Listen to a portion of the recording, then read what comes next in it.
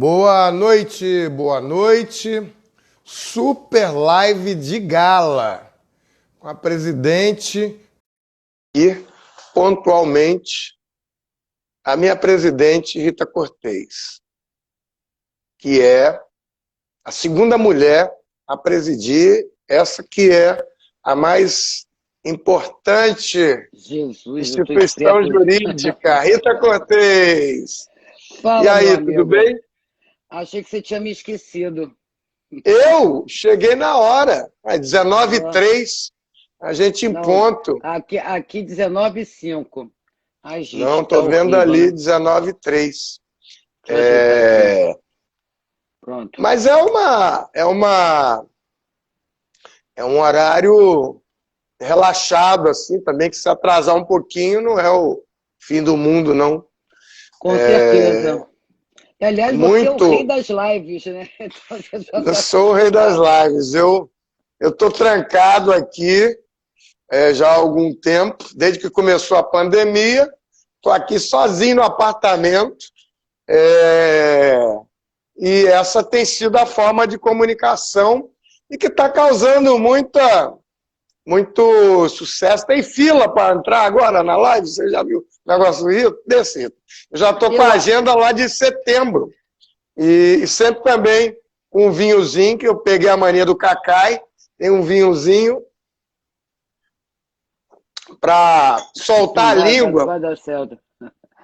Não, sabe por Olha quê só, que Dami. Oi, fale. aprendi isso com uns. Era um curso de inglês que eu fui fazer nos Estados Unidos e tinha aula de conversação. Aí, com a aula de conversação, soltaram um monte de vinho italiano. Falei, para que isso é para soltar a língua, deixar o pessoal falar. Então, desde essa data, a gente está aqui. Um vinhozinho para soltar a língua e homenagear a presidente do Instituto dos Advogados Brasileiros, minha querida amiga, advogada Rita Cortez, que hoje vem para a live de gala, né? Botei perfume redobrado para, Pena que não dá para chorar. para assistir a essa live, que é uma importante live de um assunto pesado, um assunto importante, que é o IAB e a luta pela reparação da escravidão. Eu vou começar, Adame. Não vou deixar você iniciar, não. Nós estamos aqui num bate-papo, então a gente vai fazer uma troca. Você não vai Né? falar de você um pouquinho? Não tem nada para falar de mim, não. Eu É, tenho para conta falar, pro pessoal. Ah, não, eu tenho para falar do Luiz Gama. Você tá bom. sabia que hoje é a Hoje. data de falecimento do Luiz Gama? Quem me lembrou foi Del Garcês. Que Del tem uma mandou, live falou. agora. Exatamente, Del Garcês é que lembrou fazer, lembrando inclusive da homenagem que foi prestada a Luiz Gama lá no Instituto dos Advogados Brasileiros. Aliás, foi o primeiro aniversário no meu mandato e nós fizemos a encenação da peça, que foi uma coisa bem bacana. E muitos não sabem, agora a Ordem vai criar até a medalha, vai fazer uma condecoração. Luiz Prêmio. Gama é um Um prêmio, prêmio. né? Prêmio Luiz Gama, né? E, enfim, eu fiquei até assim, poxa, minha medalha, não falaram nem que o IAB já tem há já algum tempo uma medalha que enfim, para agraciar aqueles que lutam pelas liberdades democráticas, aqueles que têm atividade política, uma medalha maravilhosa, muito bonita. E isso está valendo, inclusive. Você recebeu, tá doido que eu diga isso, né? Você recebeu a Luiz Gama. E eu vou também, e eu vou dar também uma medalha para a Lígia Fonseca, que participou comigo, eu acho que até pelo fato do IAB manter uma medalha que nós homenageamos o Luiz Gama, né? E ele merece todas as homenagens. O IAB foi chamado para exatamente fazer uma conferência magna junto com a professora Lígia. Aliás, eu até pensei que ela fosse também tivesse transitasse na área de direito, mas não é o caso. Mas de qualquer maneira eu vou dar uma medalha Luiz Gama para ela, porque o nosso estatuto não diz que tem que ser necessariamente associado para recebê-la. É uma merecidíssima, merecidíssima. Só para contextualizar, quando você, que foi muito bom você fazer ser a mediadora da conferência magna que ela proferiu lá no Congresso da OAB, você disse assim, olha, não podia ser outra pessoa que não a professora Lígia Ferreira. Ela está fazendo uma live agora com o Jorginho de Assis de Campos, que é o nosso colega de lá. E ela, a gente hoje tem a palavra do Luiz Gama, graças a essa mulher que fez o curso de doutorado dela na Sorbonne, em Paris, dos textos do Luiz Gama. Então hoje a gente tem aí todo mundo falando sobre o Luiz Gama, mas o difícil foi pegar os textos do Luiz Gama e agora ela inclusive trouxe, vai mandar para você esse livro aqui que eu já recebi, olha, Lições de Resistência, que está sendo lançado agora, artigo de Luiz Gama. A palestra dela foi Lições de Resistência e Direito, né, em homenagem a Luiz Gama, e eu quero o livro, sim. Você avisa a Lígia que eu estou aguardando ansiosamente. Ansiosamente. Opa! Para além do livro, só para aquecer as baterias, nós estamos fazendo essa live, né? Vamos lá, vamos revelar, né? Nós estamos fazendo essa live para falar um pouco do trabalho, né, que nós vamos realizar através da sua comissão no Instituto. Aliás, você só se apresenta como presidente da comissão. Olha, eu estou começando a ficar mordida com essa história. Eu sei. Pois é. Então, você só se apresenta como chefe, né, como presidente da Comissão Nacional da Verdade e da Escravidão no Brasil, e esquece que você é o presidente da Comissão de Igualdade Racial do Instituto dos Advogados Brasileiros, e através dessa comissão, porque se você desenvolver, se você levar esse parecer para a Comissão Nacional da Ordem, entendeu? Eu vou ficar muito chateada com você. Então nós vamos falar um pouquinho. Pois é, então nós vamos falar um pouquinho desse parecer, que eu acho que é um trabalho incrível, e já estou convidando você. Nós temos um espaço na revista Justiça e Cidadania, mas é para você levar a sério, tá? Então não é coisa de live, não. Então eu estou fazendo até o convite. Live não é a sério. Não. É para você levar a sério o convite, porque isso tem prazo, ok? Então eu estou te convidando para você fazer uma matéria. Mensalmente nós mandamos uma matéria para a revista Justiça e Cidadania. Né? Na edição passada, nós apresentamos uma matéria do Laerte, Antônio Laerte, que é o nosso primeiro secretário no Instituto dos Advogados. Aliás, uma matéria muito interessante, bem bacana. Eu recomendo a todos que leiam. Nós temos, inclusive, as revistas Justiça e Cidadania no nosso site. E a próxima, eu falei com o nosso segundo vice-presidente, Sidney, que parece já tem também uma matéria, nós estamos no mês também que entra em vigor a Lei de Proteção dos Dados. Hoje o Sidney é um especialista, né, nessa matéria. Então eu pedi que ele apresentasse então um texto, um artigo falando sobre o assunto. Não sei se exatamente vai ser sobre o assunto, mas na próxima, agora, então já está o Sidney. Na outra, eu quero que você então apresente, que eu acho que vai ser muito interessante. É outubro. Tá? Então tem a edição de setembro, tem a edição de outubro, e eu acho que a gente tem que falar, né, um pouco desse nosso trabalho, que eu acho que vai ser um trabalho, como você disse, vamos fazer a terra tremer, né? Então, vamos fazer a terra tremer, com certeza. Tudo tem uma explicação. Eu sempre, quando você me convidou para presidir a Comissão da Igualdade Racial, que tem uma motivação, depois a gente conta a história de como é que ela surgiu.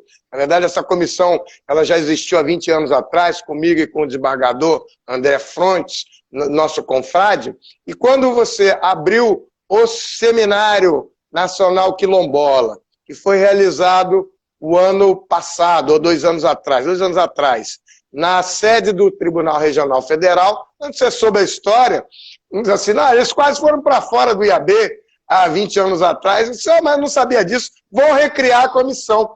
E aí eu que já estava na Comissão Nacional da Verdade da Escravidão, no Conselho Federal, e na Comissão Estadual da Verdade, da Comissão da Seccional da OAB do Rio de Janeiro, aí você criou a comissão e botou lá como presidente e o André. E aí eu não poderia fazer concorrência das comissões. Então, nós imaginamos, então, que para trabalhar sincronizadamente, a gente trabalhou na feitura uma comissão poderosa de muitos membros que são importantes, pessoas dos confrades do IAB. A gente vai falar um pouquinho daqui a pouco do IAB. Eu queria que você falasse da história do IAB e do Acaiaba de Montezuma. E aí a gente entra na luta da reparação e no parecer, mas principalmente não dava para chocar as três comissões. Então, ficou acertado que a comissão do IAB ia trabalhar nesse parecer sobre aspectos jurídicos da reparação da escravidão, e que é o que aconteceu. O parecer está pronto, vai para aprovação do plenário, é um momento importante. Eu acho que com isso a gente já cumpre muita coisa. Porque muito se fala de reparação da escravidão, mas na hora que você vai escrever, surgem muitas dificuldades e muitas dúvidas. Com certeza. Eu até, Adame, eu acho que até oportuna essa nossa live, porque nós estamos num mês que é um mês de homenagem à advocacia, né? O Instituto completou 177 anos e fizemos aquela nossa sessão plenária comemorativa dos 177 anos virtualmente, né? Chegaram até a falar que Montezuma estava online, de repente Montezuma, né? Talvez estivesse online realmente. Ele era um mulato, né? Para quem não conhece o Instituto, quem era o Acaiaba de Montezuma, né? Que era um homem negro e que é muito saudado pela maioria dos negros. Então, o Acaiaba de Montezuma criou essa instituição com mais de 170 anos, que é a instituição mais antiga, que é o Instituto dos Advogados Brasileiros, e tem na sua pessoa a segunda mulher a presidir essa instituição em 170 anos. É uma coisa muito importante. Você já reeleita para o segundo mandato e vem conduzindo, apoiando muito bem. Na realidade, a fundação do Instituto se deu por um grupo de juristas que queriam criar uma entidade que, ao mesmo tempo, representasse corporativamente a advocacia que estava sendo criada e que também estivesse à frente da formação de de uma legislação compatível com a independência do Brasil. Eu acabei, inclusive, de escrever um artigo exatamente sobre isso, porque eu acho que o 11 de agosto é um dia dedicado à educação jurídica. Né? O mês de agosto é um mês da advocacia, até por conta da criação dos cursos jurídicos. Né? Mas o 11 de agosto ele é caracterizado, já que foi da criação dos primeiros cursos de direito no Brasil, aliás, era de sociologia, sociologia não, de direito e ciências sociais, se eu posso dizer naquela época, se dá o nome de ciências sociais, mas foi no dia 11 de agosto. E o mais interessante é que o Instituto, com relação à escravidão e à luta abolicionista, o Instituto sempre esteve à frente.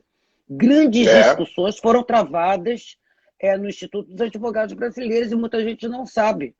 Né? Teixeira de Freitas chegou a sair do Instituto, ele renunciou à presidência exatamente porque ele defendeu uma posição contrária à abolição.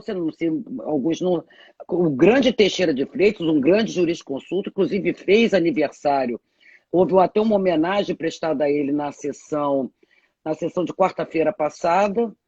E, enfim, o Teixeira de Freitas ele não era a favor. Ele se colocava contra. Entendeu? A grande discussão que, na verdade, né, era contra a abolição. Contra a abolição. Plena. Pois é. Plena. Entendeu? Eu acho que a gente está começando... Diga. Eu dizer o seguinte, que a gente está começando um assunto que ela vai se repercutir muito, muito. A história do IAB nesse assunto da abolição ainda vai trazer muitas lives e muitas sessões e muita história. Primeiro porque tem toda a história pronta lá para ser pesquisada, muita pesquisa nesse importante veículo da formação do pensamento jurídico brasileiro, que é o Instituto dos Advogados Brasileiros. Uhum.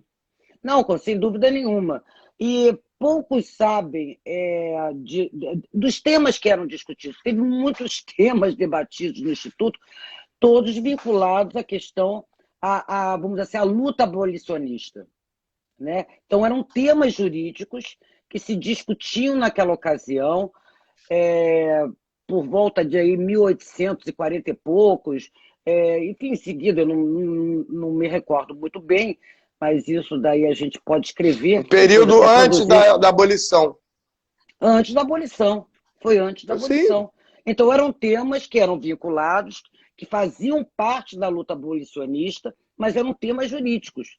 Né? Por exemplo, se filhos das escravas, antes da lei do ventre livre, inclusive, né? Antes da lei do ventre livre já se discutia se aqueles nascidos, né, de escravas, libertas, se acompanhariam, também estariam libertos vamos dizer assim, por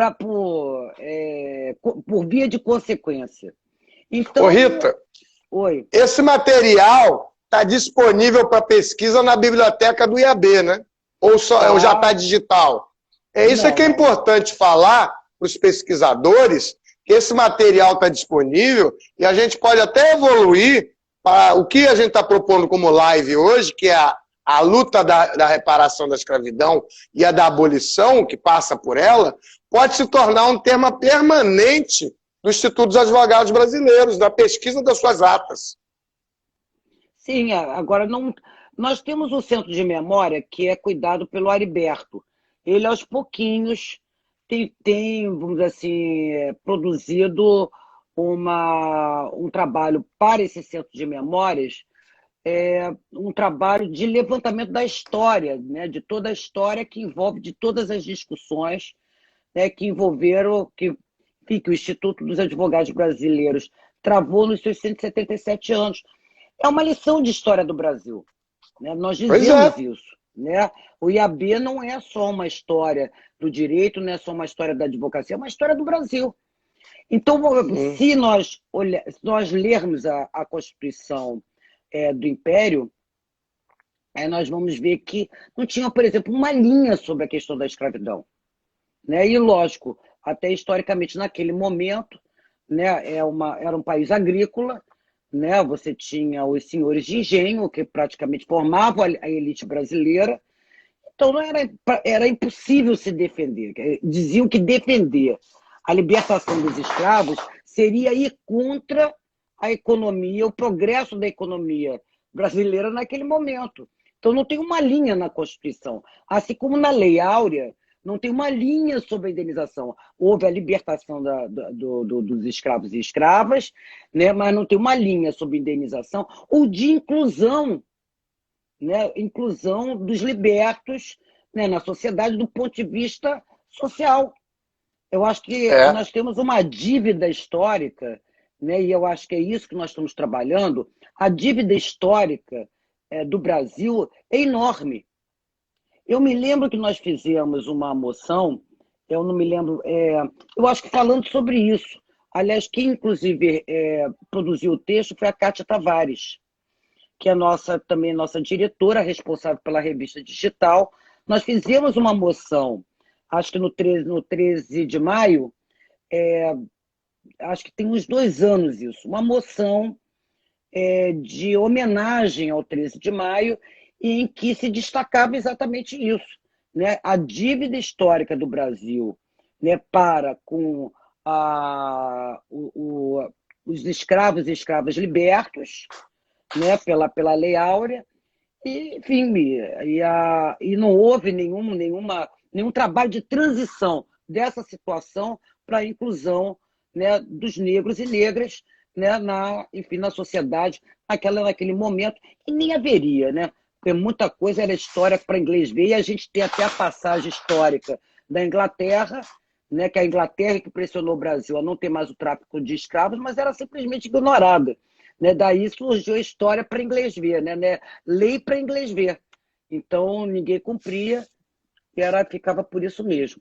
Então, eu acho que o trabalho que nós vamos fazer, ele é revolucionário, porque ninguém nunca pensou nisso. Nós pensamos do ponto de vista social, do ponto de vista histórico, mas nós não pensamos do ponto de vista jurídico. Né? Pois é. Esse você é o enfoque do parecer.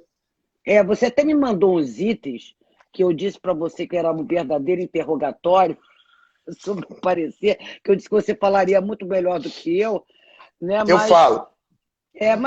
Mas eu vi que você colocou até uma...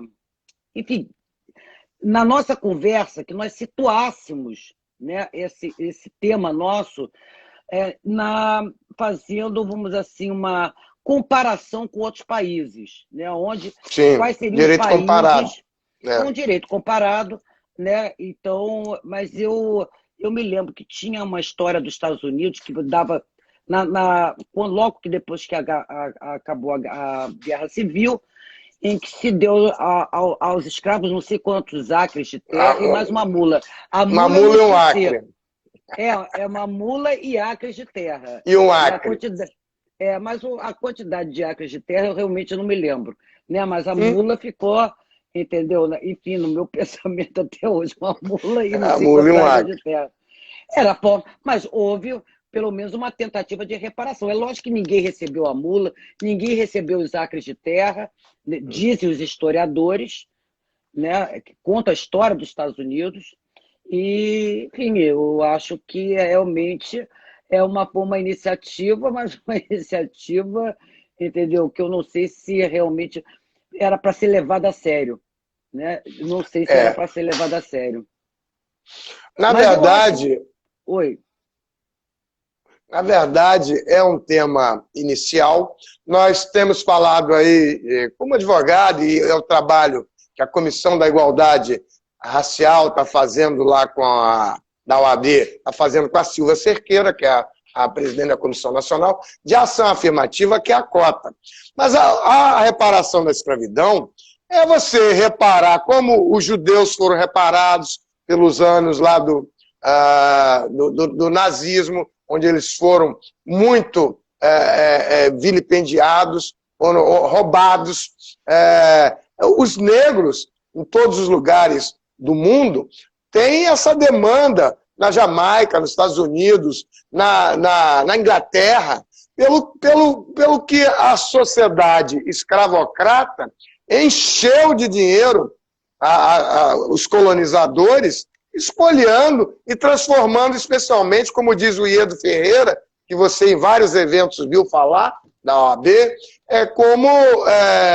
como crime da história, como um crime da escravidão, que é um crime de lesa humanidade e é imprescritível. Essa demanda... É um crime de Estado, né? É um crime de Estado. Exatamente. E ela tem que ser reparada. O Estado brasileiro, tanto faz o Império como o atual, do atual presidente da República, é o mesmo Estado brasileiro, que foi forjado a Nilson Bruno entrando aqui, já passou Flávia Ribeiro, passou aqui o Francisco Maurino, passou a Edmé, passou a André. Edmé, saudade. Então, nossos confrades do Instituto. Então, eu acho que o parecer foi feito na forma de responder perguntas. Então, a gente conclui que ele é um crime da história. Flavinha apareceu aqui. Flavinha está bombando aí. Hoje a gente teve a Comissão da Verdade também reconhecida pela seccional nessa autodeclaração dos advogados pretos e pardos lá na OAB. E do IAB eu quero citar a entrada que vem, por meu intermédio, mas patrocinada pela presidente do IAB, que é você, a entrada de 10 mulheres negras como confreiras desde o ano passado e que estão aí tomando posse, né? Como a Silvia Cerqueira, a Alessandra, que tomou posse na última sexta-feira, a Flávia Ribeira e outras mais que estão a caminho aí. Querida Elzimar Domingos me dando oi aqui, lá de Uberlândia, né? Então, eu queria dizer, esse trabalho, Rita, ele vai com devagarzinho, com passos firmes e à frente, ele vai colocando um caminhar muito sólido à frente dessa luta pela reparação da escravidão, que é um trabalho internacional.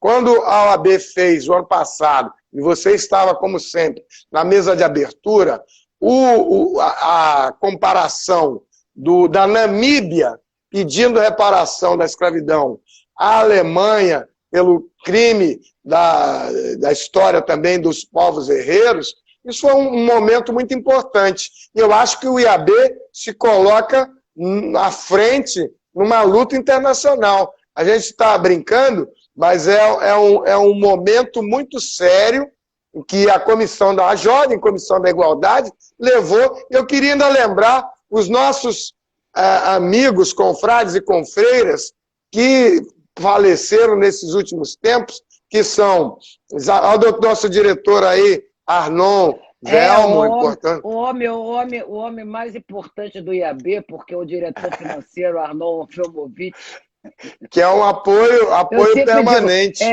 Eu sempre digo assim, o diretor mais importante do IAB é aquele que libera o dinheiro. Você concorda? Eu queria lembrar. Qualquer instituição. Queria lembrar o Nelson Joaquim, nossa querida Mônica, também. Alexandre, Mônica. Alexandre, lembra todo mundo. Que nossos amigos. E também eu tenho que botar o óculos.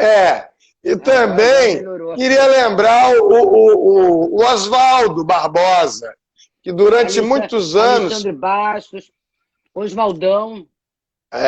O Oswaldo, durante muitos anos eu vi ali aquela barbichona desse tamanho, no plenário da OAB, gritando pela questão da inclusão do negro. Todas essas pessoas estão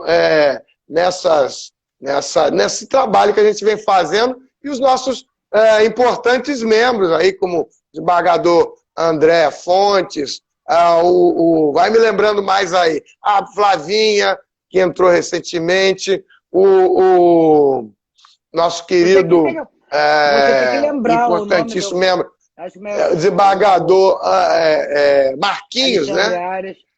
Marcos, eu chamo de desembargador Marquinhos, né? Desembargador Marquinhos, que é um aficionado do Luiz Gama.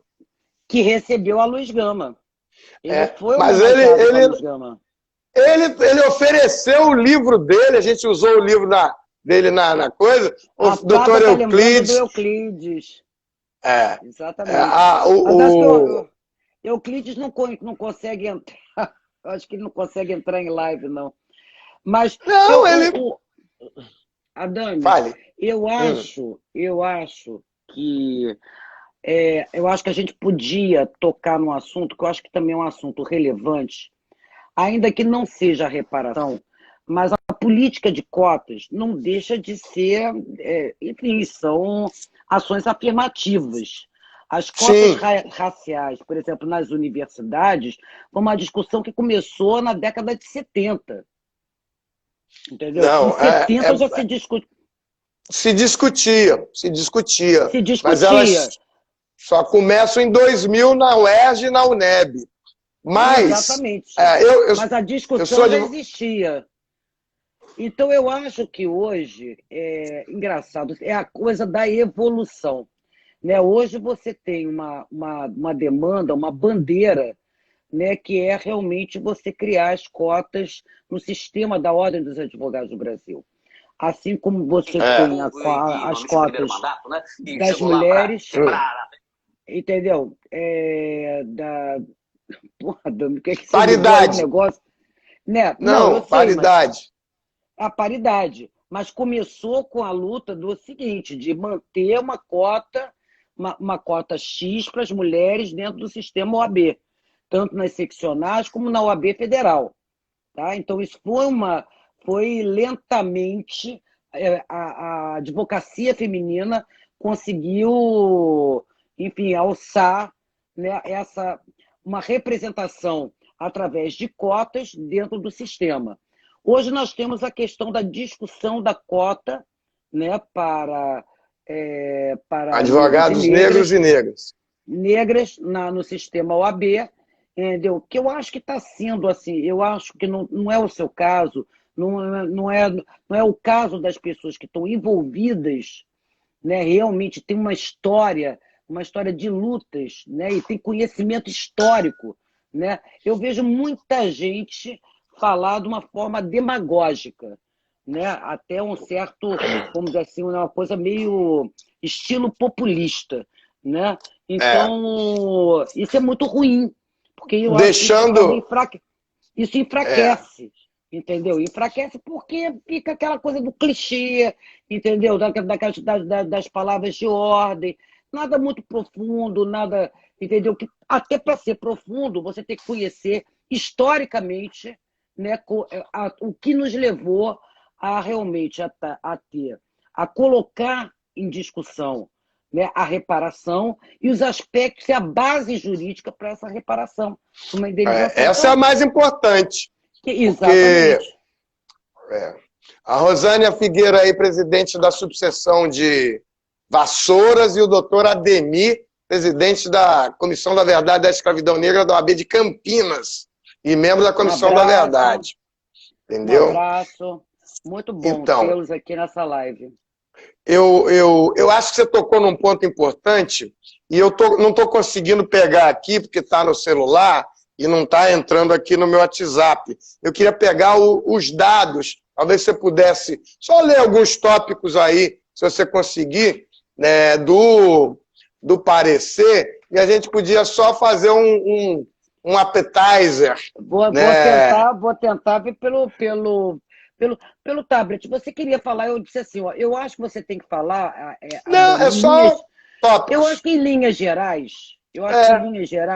qual foi, vamos dizer assim, o fio, né, da meada para nós termos enfim, não só os fundamentos jurídicos, mas também uma conclusão de que é crime e eu acho que uma das conclusões deve ser, eu acredito que seja essa, né, um crime de Estado, entendeu? E como é que se daria essa o problema todo, quando propôs a Comissão da Verdade da Escravidão, o desembargador Paulo Rangel disse assim, mas tem que ter um reconhecimento. Enquanto não tiver um reconhecimento do Estado brasileiro, a gente não consegue avançar.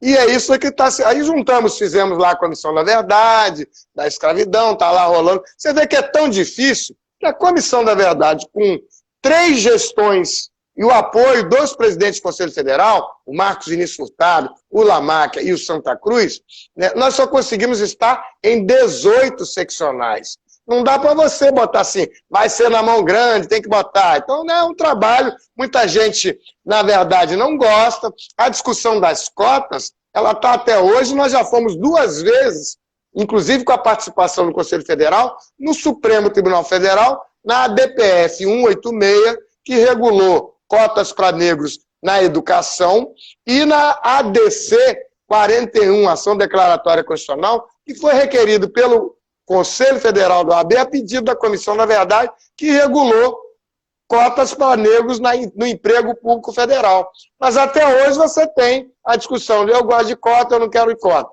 Para discutir a reparação da escravidão e discutir de uma forma muito séria, você olha para trás as iniciativas brasileiras, você teve em 1980 um início da discussão com o jornalista baiano Fernando Conceição, que disse, olha, cada afrodescendente vai receber, cada descendente de escravizado no Brasil vai receber $100 mil.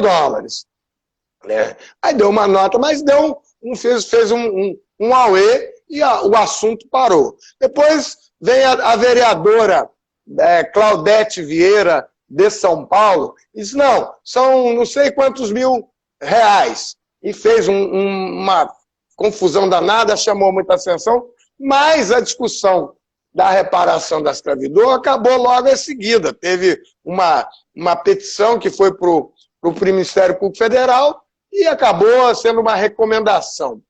Nós precisamos levantar essa discussão. Primeiro, a questão da prescrição.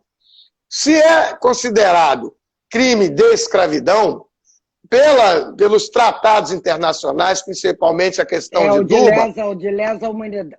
Lesa humanidade, Lesa humanidade não prescreve. É imprescritível.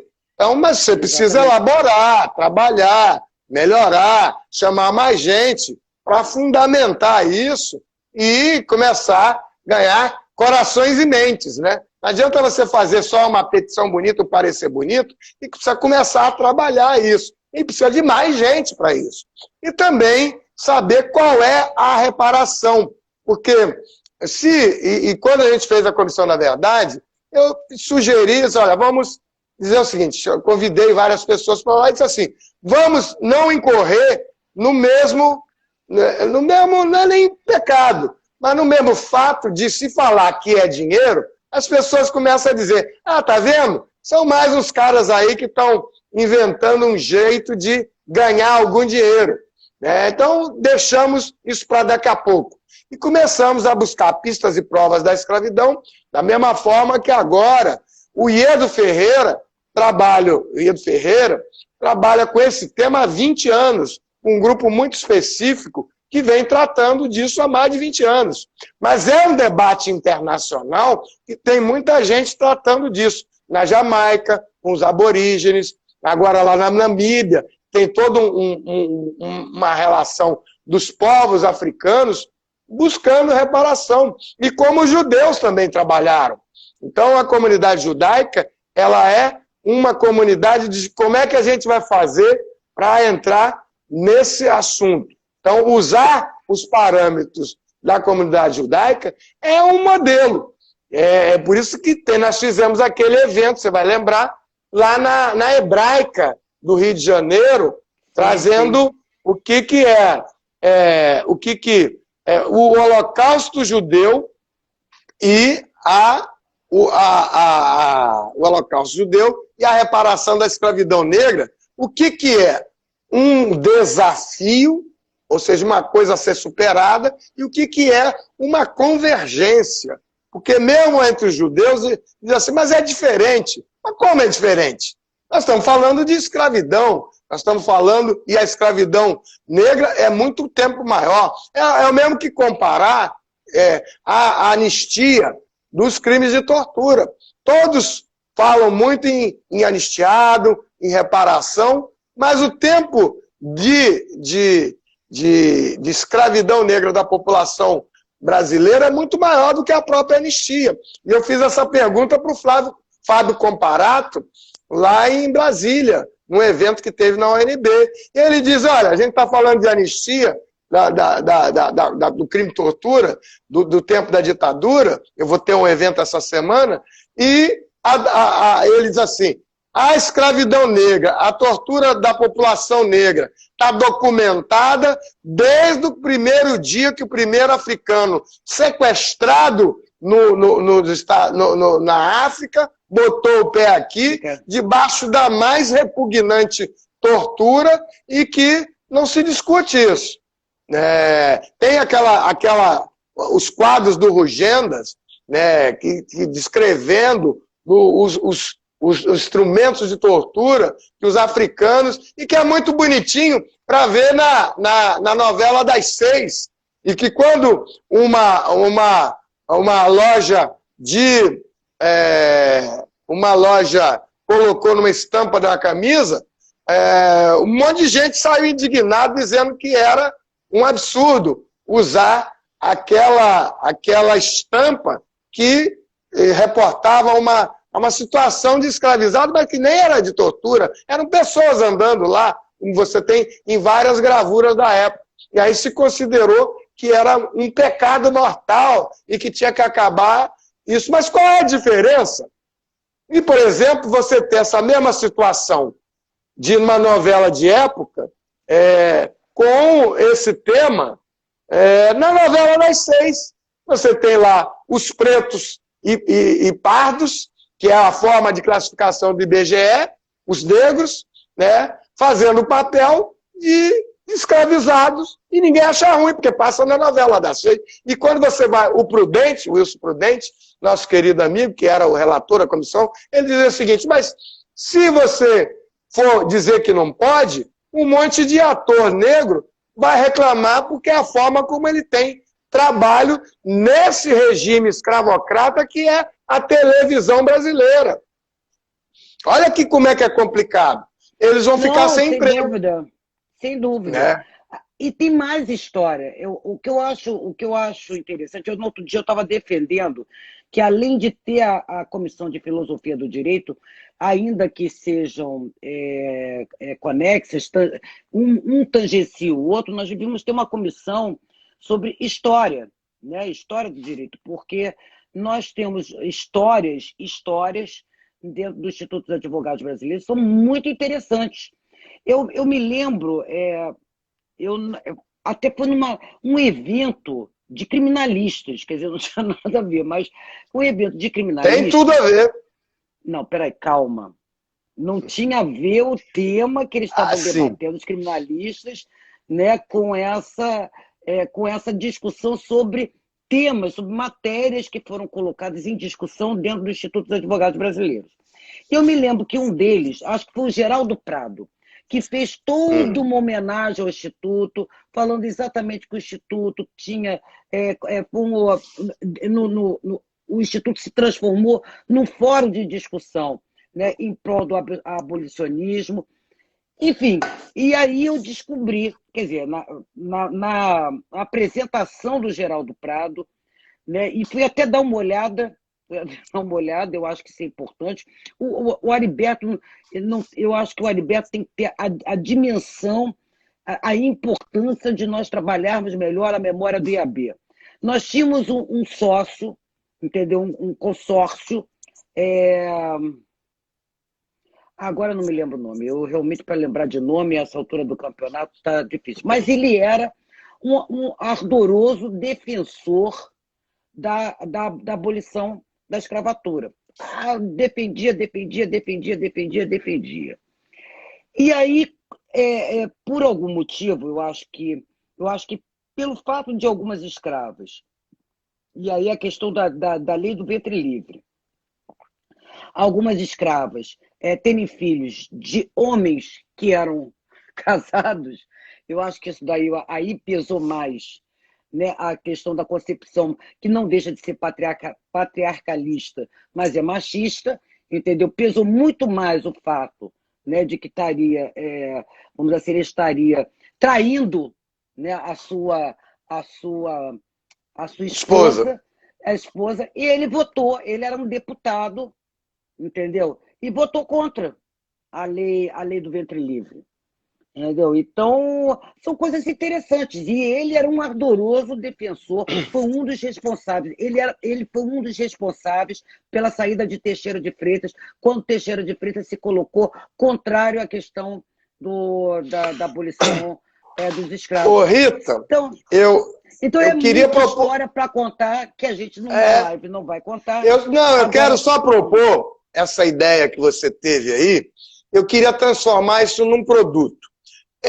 Talvez a gente pudesse fazer uma revista de artigos, um Cacau Brito chegando aqui, advogado trabalhista, histórico. Então, Thiago, talvez a gente pudesse fazer a pesquisa dessas atas do IAB históricas, chamar os pesquisadores para nos ajudar, fazer talvez um convênio com universidades, historiadores, através da Comissão da Igualdade Racial, e transformar isso em objeto de pesquisa das atas, porque muitos historiadores têm, e talvez digitalizar essa coisa toda, que com isso a gente amplia e botar isso para que os historiadores parceiros, em conjunto com as comissões, os institutos locais dos estados, possam fazer a pesquisa dessas atas, desse material, que é material da história do Brasil e que está lá no Instituto. Com certeza tem muita coisa que vai ser descoberta, né, da história do Instituto, porque isso teve na maçonaria. Sabe o que a maçonaria descobriu? Que os maçons compravam, e eu me lembro do Prudente falando, você tinha um selo que você pagava no cartório. Para cada africano escravizado, tinha que pagar a cisa e a meia cisa. Até hoje você vai nos cartórios, tem lá, até o documento na internet acha fácil. E aí, os caras começaram a comprar e falsificar e botar nas outras alforrias. Você tinha que ter o registro do cartório, você tinha que ter na alforria e na aquisição. Esse dinheiro, inclusive, serviu para pagar depois, né, a vinda dos imigrantes. Muito tempo depois, é o que eu fiquei sabendo. Então, isso tudo tem que ampliar essa história toda. Eu acho que o IAB Tudo vai isso, ser isso tudo. Não, fale. Objeto de pesquisa dessa coisa que você está inaugurando hoje aqui, que é a luta da reparação da escravidão e da abolição.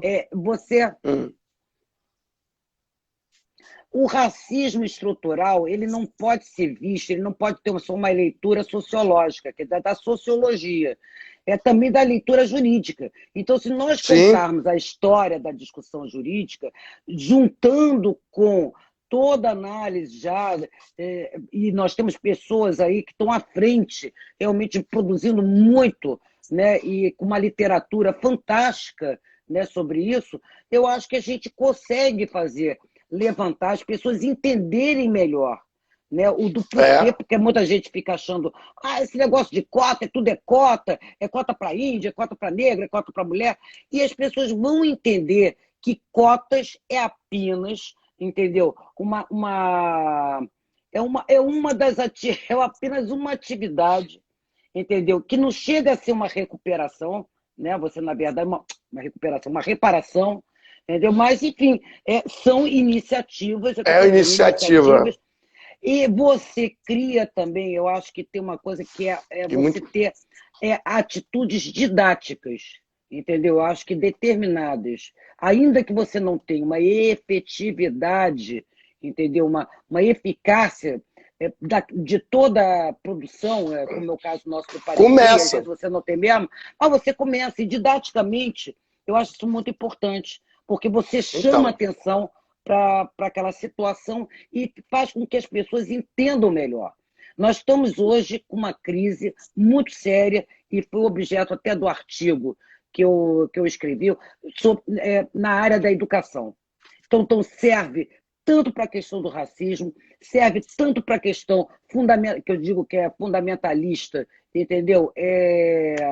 Com relação ao sofrimento daquela menina, né, que foi vítima de estupro, e vai assim por diante. É ignorância, Adame, é ignorância, entendeu? A gente tem um país onde reina a ignorância, e isso daí atende às elites, né? Atende às elites, entendeu? A gente tem um caminho de dominação aí, de forma geral, entendeu? Que não é visto, entendeu?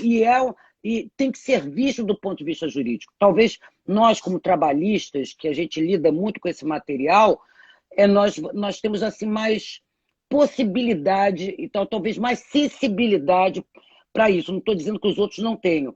É apenas eu acho que é uma característica da atividade do advogado trabalhista. A gente tem essa coisa assim, tem isso em mente, né? Então, eu acho que isso é muito importante. E acho que o pessoal está concordando, que eu estou vendo que o pessoal está botando aí um positivo, mas é isso mesmo. E eu acho que vamos fazer, como é que você diz, o show tremer com o parecer. Agora a gente tem que colocar o parecer, né? E tem que fazer, Adame, nada impede que a gente possa realizar, inclusive, uma sessão plenária especial para este parecer. E cada pessoa, cada membro do IAB, entendeu? Cada membro ou membra, como diz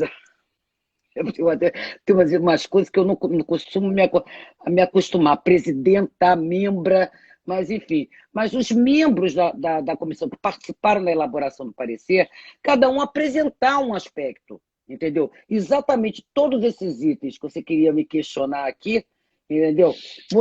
A gente, assim, os fundamentos jurídicos, a história, e cada um apresentar, entendeu? Para, no final, a gente colocar em votação a conclusão. A Ângela está falando com freira. Do Confreira é um horror. Não queria questionar, não. Você pediu a linha, a gente botou os títulos das divisão das partes do parecer. É isso que eu não estou conseguindo pegar aqui, porque não está entrando, mas eu queria dizer... Eu botei aqui no tablet. Então lê aí, assim, porque... Você o botou que a gente... quais são os fundamentos da reparação da escravidão? São sempre perguntas. As fontes jurídicas, lógico. As diferenças entre ação afirmativa e reparação, que é exatamente isso que a gente está falando, cotas, né? A questão de você indenizar. Quais os modelos de reparação já existentes, aí a gente vai naquela história dos acres e da mula, entendeu? E vai daí por diante. Então, eu acho que você mapeou bem e fez uma bela divisão que eu acho que nós podíamos fazer. Uma plenária especial para a discussão do parecer e para discutir o parecer. Entendeu? Pode marcar. Não, está marcado ou não. Então, pode marcar. A gente tem que pode marcar. Parecer está pronto, está aprovado. Parecer está pronto, está aprovado pela comissão. É um parecer que ele está sempre... É o tal negócio. Sempre você acha, cada dia, você acha uma forma de melhorar. Tem muita matéria surgindo, mas ele examina esses aspectos do direito comparado, examina um caso importante que teve na Corte de Nova York sobre essa reparação que a Namíbia está pedindo para a Alemanha, está acontecendo agora. Nesse momento, nós tivemos na OAB, veio o pessoal, lembra do pessoal da Universidade, da Faculdade de Direito da Universidade da Filadélfia, apresentaram o caso, como foi discutido lá. Na abertura. Eles apresentaram de tarde. Aliás, muito interessante, muito interessante. E eles fizeram na parte da tarde, eu não sei se você viu, mas está gravado, eles fizeram por uma exceção do Código Comercial que permite, porque consideraram o tráfico negreiro um tráfico, um negócio transatlântico e para o que não existiria também a prescrição. E ingressaram na corte lá. A Namíbia contra a Alemanha. Estão discutindo, vão chegar a Mas isso tudo são formas de ir levantando a discussão. Os Estados Unidos não gosta muito da conversa de reparação, mas essa discussão ela acabou de ser aumentada pelo Partido Democrata. O Partido Democrata fez várias discussões no ano passado, e agora, eu vou ter uma live com uma professora americana, agora marquei ontem, a eleição, a indicação da Kamala Harris para concorrer à presidência dos Estados Unidos, como vice-presidente do Joe Biden, voltou com muita força esse tema. Porque, na verdade, o que é a reparação? É você equalizar as condições de igualdade. Você não pode, a população branca não pode achar que continua tudo igual com esses níveis de exclusão. E é a discussão das cotas que você lembrou lá no Conselho Federal, que o conselheiro federal André Costa tem levantando. Você tem 81 conselheiros federais em toda a OAB. Por mais que estão lá por seus méritos, pelas suas questões. Mas há uma questão você tem muita gente preta que poderia estar lá também e você não tem essa mesma igualdade de condição. Então só tem em 81, você só tem um conselheiro. Isso é um absurdo. É que nem a cota para negro. E está aí um parceiro que entrou na live agora, parceiro dessa discussão, que é o secretário-geral da OAB, nosso parceiro Álvaro Quintão aí. Agora eu estou enxergando, tá entrando. O Álvaro, inclusive... Mas é uma pena que está chegando no final, porque um outro aspecto, Adame, é que reparação tem a ver exatamente, né, com essa dívida, que é a coisa da exclusão, a não inserção. A não inserção é que leva a essa discussão. Então eu vejo as pessoas discursarem, né? Aí tem as narrativas, né? Assim, não, nós temos que ter uma sociedade inclusiva, nossa Constituição, entendeu? Ela defende a inclusão de todos os brasileiros, etc. E quando você chega nesse ponto, para você ver como é que a coisa é complicada, né? Realmente é estrutural. E você quebrar isso, eu acho que não vai ser de uma hora para... Nós não, ainda com parecer, ainda que a gente consiga avançar, e nós temos avançado bastante, né? Mas Sidney Sanches. Sidney, nosso segundo vice-presidente, está aí presente, que bom, Cidinho. Então, eu acho que nós estamos no caminho certo. Eu acho que o IAB está no caminho certo quando nós reforçamos a elaboração desse parecer para exatamente mostrar às pessoas que você não tem que analisar esse assunto só do ponto de vista da sociologia, e da história, mas também do ponto de vista jurídico, né? Eu acho que do ponto de vista jurídico é fantástico, porque poucas pessoas param, e direito tem a ver com história, tem a ver com sociologia, quer dizer, são ciências que se comunicam, né? São conteúdos científicos que se entrosam, que estão ali se comunicando, são vasos comunicantes, entendeu? Então, é isso aí. Eu acho que a gente vai fazer um belo... Eu acho que nós vamos fazer, como é que você diz? O chão do IAB. Fazer o chão dessa terra tremer. Né? O chão dessa terra tremer. Nós temos 3 minutos ainda, presidente Rita Cortez, que eu queria, já de cara, para não sofrer aquela agonia do reloginho que começa aqui, primeiro te agradecer muito, dizer que é sempre um prazer, um privilégio, uma honra fazer parte dessa gestão conduzida por você. Eu participo do IAB desde 95. E acho que eu nunca tive tão feliz no IAB.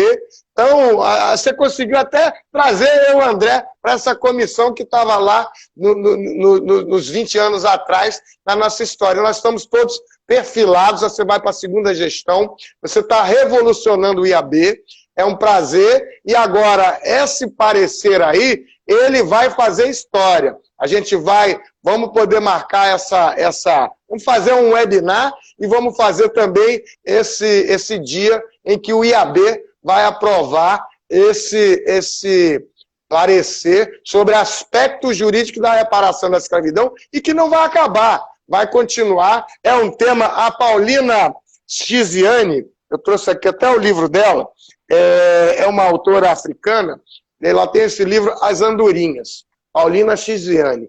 E ela foi falar outro dia, foi rapidinho, né? E ela falou o seguinte: quanto tempo a senhora acha sobre a reparação da escravidão? Isso vai levar gerações. Então, o trabalho que é seguro. Antônio Fabrício chegando na nossa live, Rita Cortez. Oi, Fabrício. Conselheiro Federal por Minas Gerais. Entendeu? Eric. Também o doutor Eric, presidente da Comissão da Verdade da OAB do Maranhão.